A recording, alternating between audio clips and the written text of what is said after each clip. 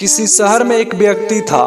वह हमेशा दुखी रहा करता था। उसे हमेशा ऐसा लगता था कि उससे दुखी व्यक्ति संसार में और कोई नहीं है। जब भी कोई उससे बात करता तो वह अपनी समस्याओं का बखान करने लगता। थोड़ी देर में साथ वाला व्यक्ति उठकर चला जाता। इस बात से तो वह और परेशान हो जाता कि उसकी बात कोई सुनने वाला नहीं है। एक दिन उसे पता चला कि शहर में कोई महात्मा आने वाले हैं जिनके पास सभी समस्याओं का समाधान है। यह जानकर वह महात्मा के पास पहुंचा। उस महात्मा के साथ हमेशा एक काफिला चला करता था जिसमें कई ऊंट भी थे। महात्मा के पास पहुंचकर उस व्यक्ति ने कहा, गुरुजी, मैंने आपका बड़ा नाम सुना है कि आप सभी समस्याओं का समाधान करते हैं। मैं बहुत दुखी व्यक्ति हूँ। मेरे इर्द गिर्द हमेशा बहुत सारी समस्याएं रहती है। एक को सुलझाता हूँ तो दूसरी पैदा हो जाती है। मैं अपनी आप बीती किसी को सुनाता हूँ तो कोई सुनता ही नहीं। दुनिया बड़ी मतलबी हो गई है। अब आप ही बताइए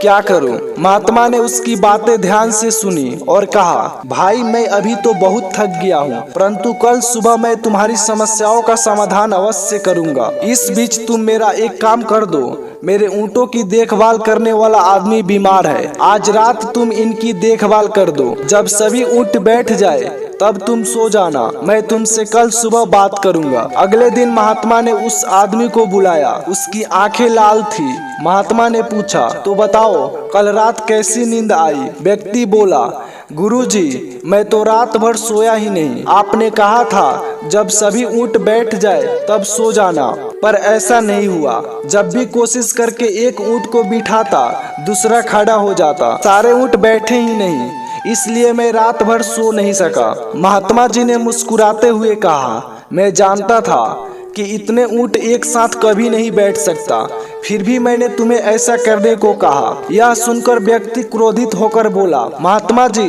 मैं आपसे हल मांगने आया था, पर आपने भी मुझे परेशान कर दिया। महात्मा बोले, नहीं भाई, दरअसल यह तुम्हारे समस्या का समाधान है। संसार के किसी भी व्यक्ति की समस्या इन ऊँटों की तरह ही है। एक खत्म होगी तो दूसरी खड़ी हो जाएगी। अतः सभी समस्याओं के खत्म होने का इंतजार करोगे तो कभी भी चैन से नहीं जी पाओगे। समस्याएं तो जीवन का ही अंग है। इसे महसूस करते हुए जीवन का आनंद लो। जीवन में सहज रहने का यही एक उपाय है। दुनिया के किसी भी व्यक्ति को तुम्हारी समस्याएं सुनने में कोई दिलचस्पी नहीं है, क्योंकि उनकी भी अपनी समस्याएं है। महात्मा जी की बात सुनकर व्यक्ति के चेहरे पर संतोष और सहजता के भाव उमड़ पड़े, मानो उसे अपनी सभी समस्याओं से निपटने का अचूक मंत्र प्राप्त हो गया हो। वीडियो देखने के लिए धन्यवाद और इससे मिले सीख को कमेंट सेक्शन में जरूर कमेंट करें।